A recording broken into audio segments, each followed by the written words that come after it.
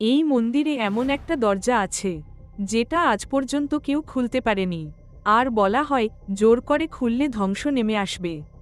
কেরালার পদ্মনাভস্বামী টেম্পল শুধু একটা মন্দির নয়, এটা এক রহস্যের জগৎ। এই মন্দিরে পূজিত হন লর্ড বিষ্ণু, কিন্তু একেবারে ভিন্ন রূপে। তিনি শুয়ে আছেন মহাবিশাল সর্প অনন্ত শেষা এর উপর। এই রূপকে বলা হয় অনন্ত শয়ন। তার মূর্তি এতটাই বিশাল যে একসাথে পুরোটা দেখা যায় না, তিনটি দরজা দিয়ে আলাদা আলাদা করে দর্শন করতে হয়। 2011 সালে গোপন ভল্ট খোলা হয়, আর যা পাওয়া যায় সোনা, হীরা আর অমূল্য ধনরত্ন, যার মূল্য লাখ কোটি টাকারও বেশি। এই কারণেই একে বলা হয় পৃথিবীর সবচেয়ে ধনী মন্দির। কিন্তু সবচেয়ে বড় রহস্য তখনও লুকিয়ে।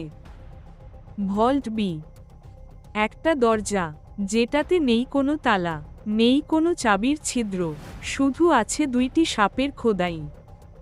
কিংবদন্তি বলে এই দরজা নাগবন্ধন দিয়ে সিল করা, আর শুধুমাত্র গরুর মন্ত্র দিয়েই খোলা সম্ভব।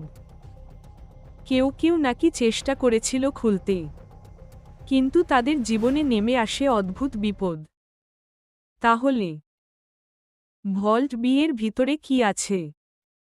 ধনরত্ন, নাকি এমন কিছু যা পৃথিবীর সামনে আসা উচিত নয়?